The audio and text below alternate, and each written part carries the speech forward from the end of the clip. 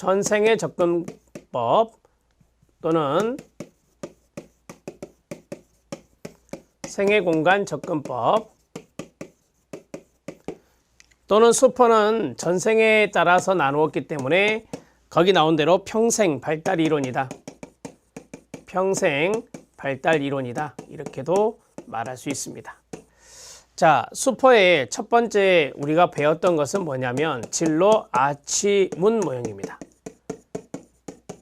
모델이라고도 하고 모형이라고도 합니다. 진로 아치문 모델은 간단하게 그려보면 왼쪽 기둥, 오른쪽 기둥, 그 다음에 아치 형태가 있다. 자, 왼쪽 기둥은 바로 개인과 연관성이 있는 것들이고 그 다음에 오른쪽 기둥은 사회와 연관성이 있는 것들이다. 자, 그 다음에 이게 바닥의 기초입니다.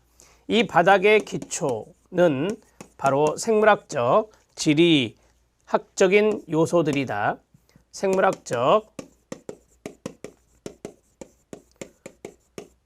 그 다음에 지리학적 요소가 있다. 이렇게 보시면 됩니다. 자, 생물학적인 요소, 개인의 생물학적인 요소가 될 수 있겠죠. 자, 그 다음에 사회적인 측면에서 이제 지리적인 측면이 들어갈 수 있겠죠. 이런 것들이 이제 서로 관련성이 있다라고 보시면 되고요. 여기 가운데 이제 자아가 있는 것이죠. 자아가 있다. 이렇게 보시면 돼요. 그래서 개인적인 측면에 뭐 신념이라든지 적성이라든지 지능이라든지 욕구라든지 사회적인 측면은 환경적인 요소가 많이 들어가죠. 뭐 경제적인 측면도 들어갈 수 있고요.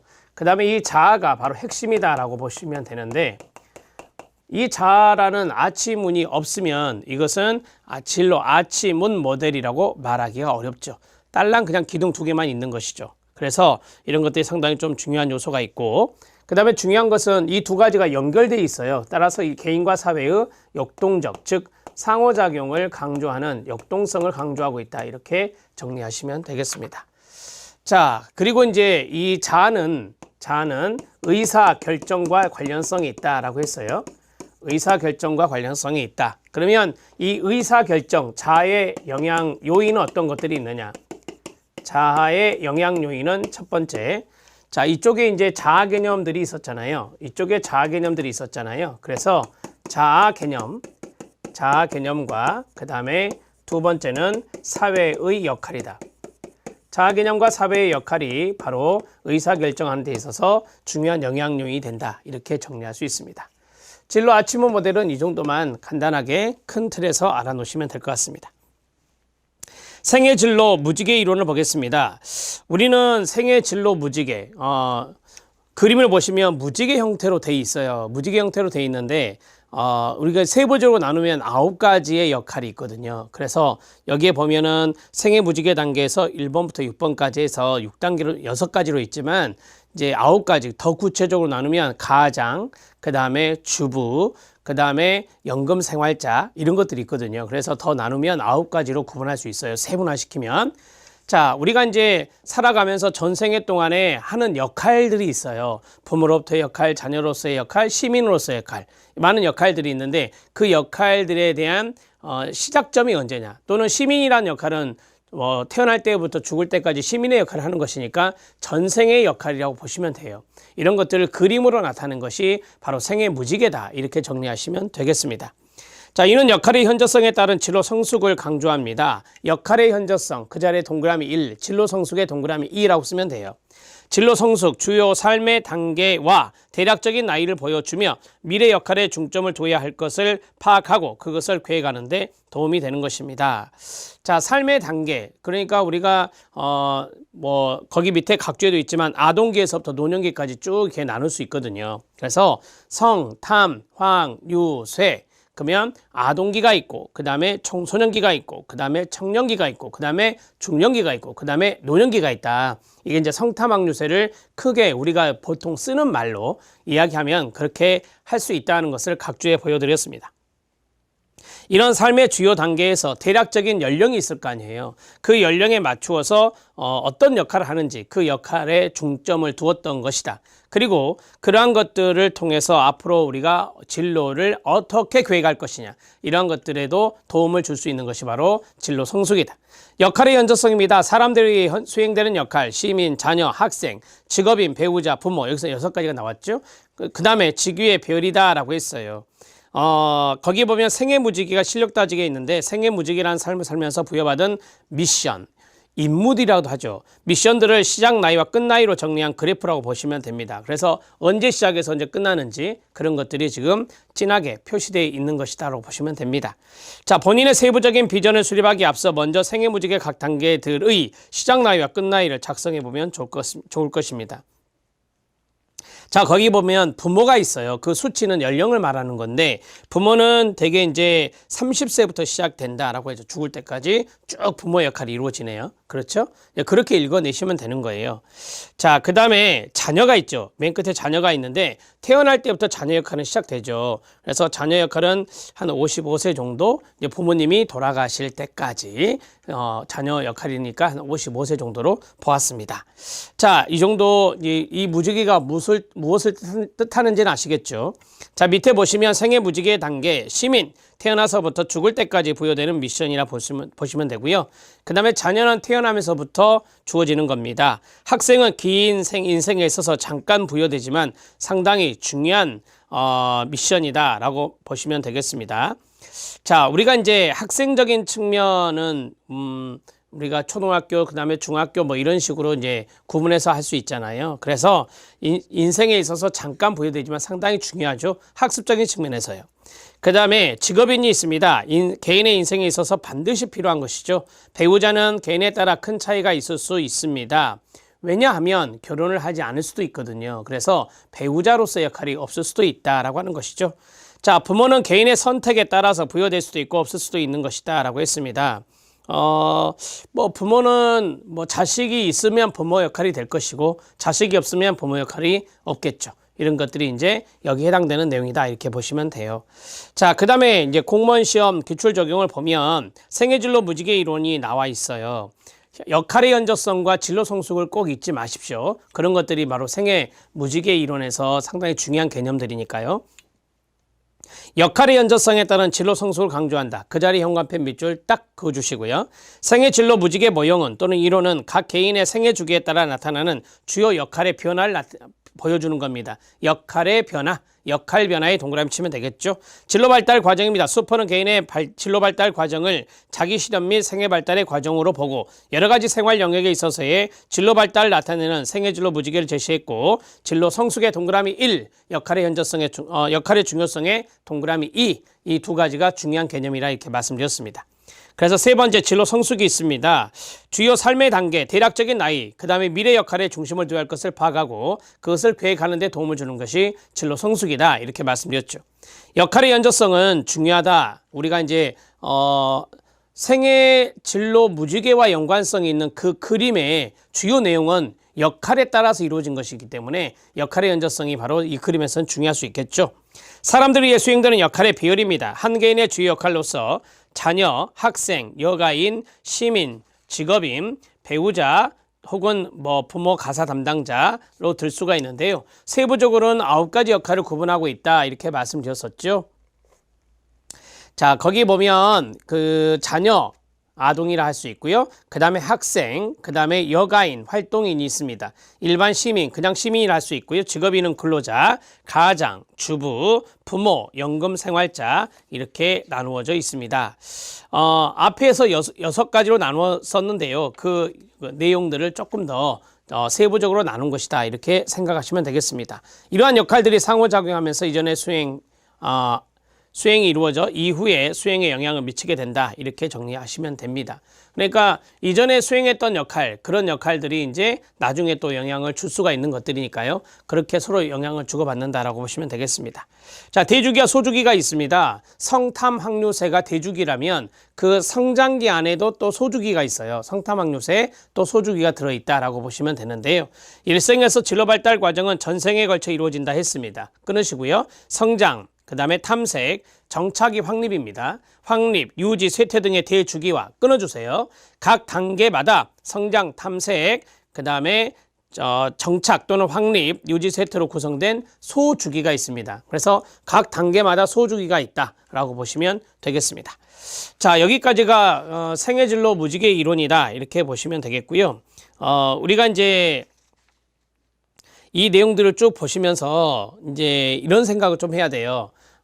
두 가지 진로 성숙이라고 하는 것과 역할의 현저성 이런 것들을 중요 개념으로 담고 있는 것이 바로 생애진로 무지개 이론이다 또는 모형이다 이렇게 정리할 수 있죠. 한번 노트하겠습니다. 이것도 간단하게 볼 건데요. 두 번째는 생애진로 무지개 이론입니다. 자, 생애진로 무지개 이론도 수포에 해당되는 것이다. 우리는 수포를 보고 있습니다.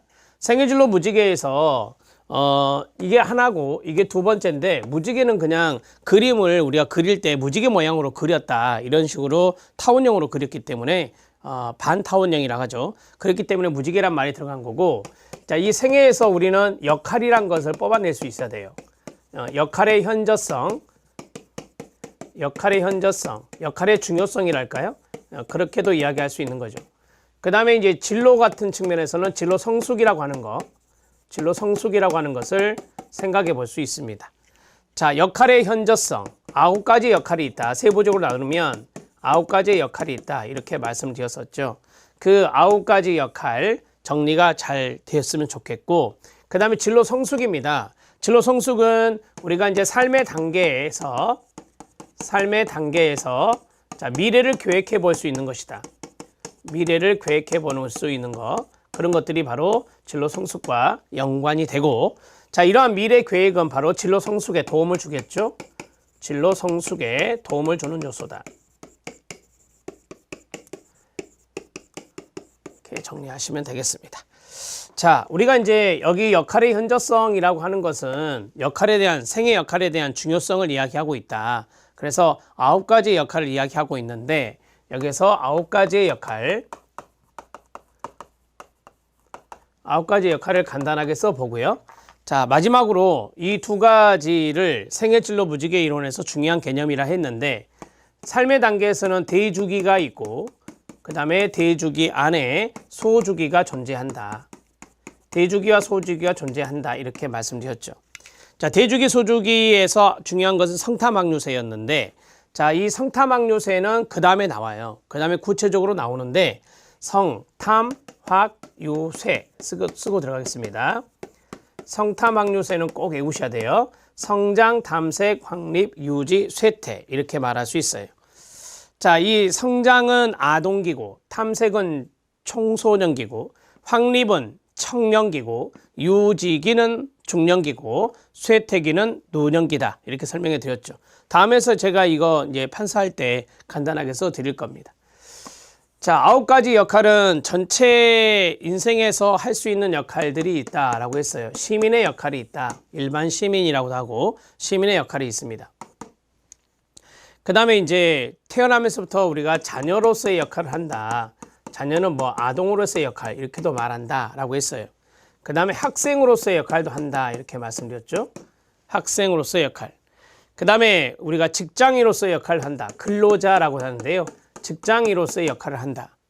그 다음 우리가 이제 결혼을 하게 되면 가장 그 다음에 주부로서의 역할을 하는데, 이 주부가 이제 배우자로서의 역할이라고 할 수 있어요. 그러니까 뭐 가장의 배우자를 쓸 수 있고 주부의 배우자 쓸 수 있죠. 서로 상대적인 거니까. 그래서 저는 주부의 배우자를 썼습니다. 자, 그리고 여가인, 활동인, 여가 활동이랄까요? 여가 활동인으로서의 역할도 있다. 그 다음에 나중에 연금을 받는 연금 생활자로서의 역할도 있다. 이렇게 정리할 수 있겠죠. 자, 그러면 하나, 둘, 셋, 넷, 다섯, 여섯, 일곱, 8가지가 나왔는데, 거기 9가지 역할 중에서 한 가지가 더 새로운 것이 있죠. 그게 바로 이제 부모라는 게 있었어요. 부모. 그러니까 가장과 주부는 서로 이제 그 가정에서의 가장으로서의 역할, 그 다음에 주부로서의 역할이 있었는데, 부모로서의 역할도 있다. 이렇게 해서 모두 9가지의 역할이다. 이렇게 보시면 되겠습니다. 자, 9가지 역할은 참고적으로 알아 놓으시면 돼요. 우리가 이제 인생을 살아갈 때, 안 하는 역할도 있을 수 있죠. 앞에서 말씀드린 대로 결혼을 하지 않았으면, 배우자로서의 역할은 없는 것이고, 그 다음에 아이를 낳지 않았다, 입양도 하지 않았다, 그러면 부모로서의 역할은 없는 거겠죠. 이렇게 정리하시면 되겠습니다. 자, 생애진로 무지개 이론까지 정리해 드렸고요. 그 다음에 이제 성탐학유세를 보도록 하겠습니다. 자, 진로 발달 단계의 성장, 그 다음에 탐색, 그 다음에 확립, 유지, 쇠퇴가 있는데 여기에서 연령적인 부분도 나오고요. 그 다음에 거기 안에 이제 소 단계들이 있잖아요. 거기 보면 성장기 안에 환흥능이 있고 탐색기 안에 잠전시가 있고 그 다음에 확립기 안에 수정기 안정기가 있잖아요. 그리고 유지기 쇠퇴기는 뭐 그 안에 다른 별도의 하위 단계는 없지만 이 주기적인 측면에서는 대주기와 소주기가 있다는 것도 말씀을 드렸으니까 그런 것들도 좀 알아두실 필요는 있습니다. 자, 성장기, 출생에서 14세까지의 시기라고 하죠. 욕구와 환상이 지배적이지만 점차 흥미와 능력을 중요시하는 단계가 된다. 그래서 환흥능 이렇게 꼭 외우셔야 돼요. 자, 환상기는 이때 나이는 중요하지 않아요. 이때 연령은 그냥 참고하시고 환상기는 아동의 욕구가 지배적이고 역할 수행이 중시되고요. 흥미기는 진로의 목표와 내용을 결정하는 데 있어서 아동의 흥미가 중시된다는 거고요. 능력기는 진로 선택에 있어서 능력을 중시하게 되고 직업에서의 훈련 조건을 중시하게 된다라고 하는 겁니다. 훈련을 통해서 능력을 갖추는 것이다라고 보시면 되겠죠. 말 그대로 이해하시면 되겠죠.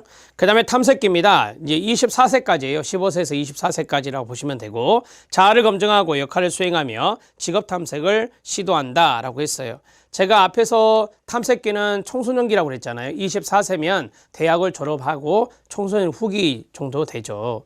그래서 잠전시, 잠전기는 자신의 개인의 욕구, 그 다음에 흥미, 능력, 가치와 취업 기회를 고려하기 시작하고요. 그 다음에 잠정적으로 진로를 선택해 봅니다. 그래서 잠정기라고 합니다. 자, 그 다음에 전환기입니다. 전환기는 개인은 장래의 직업 세계에 필요한 교육이나 훈련을 받습니다. 대개 이제 대학 교육을 받죠. 자신의 자아 개념을 확립하려고 합니다. 이 시기에서는 현실적인 요인을 좀 중요시하게 되고요. 시행기입니다. 시행기는 이제 대학에서 상당히 공부를 하면서 이제 졸업을 하게 되는 시점까지 이런 것들 좀 생각하시면 좋을 것 같아요. 자, 개인은 자신에게 적합하다고 판단되는 직업을 선택해 종사하기 시작합니다. 빠른 때는 뭐 대학을 졸업하자마자 취업할 수 있는 것이니까요. 그 다음에 확립기입니다. 확립기는 청년기와 연관성이 있다. 앞에서 말씀드렸는데요. 44세까지인데요. 자, 자신에게 적합한 분야에 발견하고 종사하고 생활의 터전을 잡으려 노력합니다. 생활의 터전을 잡는다 그래서 우리가 이제 유직이다 이렇게 이야기하고요. 수정기와 안정기가 있습니다. 수정기는 개인은 자신의 선택한 일에 세계가 적합지 않은 경우에 적합한 일을 발견할 때까지 몇 차례 변화를 시도합니다. 변화를 시도한다 그래서 수정기란 말을 쓰고요. 안정기입니다. 안정기는 개인의 진로 유형이 안정되는 시기입니다. 개인은 그의 직업 세계에서 안정, 만족감, 소속감, 지위 이런 것들을 유지하게 되죠. 그래서 이게 이제 그러한 안정감, 만족감 이런 것들을 갖게 된다 그래서 우리가 이제 확립이다 이렇게 이야기하고 있고요. 그 다음에 유지기는 중년기와 연관성이 있다라고 말씀을 드렸습니다. 개인은 안정된 속에서 비교적 만족스러운 삶을 영위하며 직업 세계에서 자신의 위치가 확고해지고요. 자신의 자리를 유지하기 위해서 노력합니다. 유지하기 위해서 노력한다. 그래서 말 그대로 유지기라고 보시면 되겠죠. 안정된 삶을 살아가는 시기가 되겠습니다. 쇠퇴기는 이제 노년기예요. 은퇴와 연관성이 있겠죠. 65세 이후의 시기로서 모든 기능이 쇠퇴됨에 따라서 직업 세계에서 은퇴하게 되기 때문에 자신이 해오던 일의 활동이 변화되고 또 다른 자신의 일에 대한 활동을 찾게 되는 시기입니다. 은퇴 후에 또 사회적 역할도 중요하니까 그런 것들을 찾게 된다라고 하는 것이죠. 자, 쇠퇴기까지 정리했습니다. 성탐 확류세에 대해서 이야기를 쭉 해드린 거다라고 보시면 됩니다.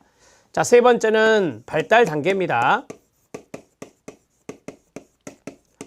자, 발달 단계를 이렇게 정리해 보겠습니다. 아래로 쭉 정리하죠. 성, 탐, 확, 유, 쇠입니다. 자, 이렇게 정리해 놓고, 자, 성장기, 그 다음에 탐색기, 그 다음에 확립기, 그 다음에 유지기, 그 다음에 쇠퇴기. 이렇게 해서 정리할 수 있고요. 자, 첫 번째 나이가 14세였죠. 14세까지. 그러면 15세부터 시작해서 24세까지.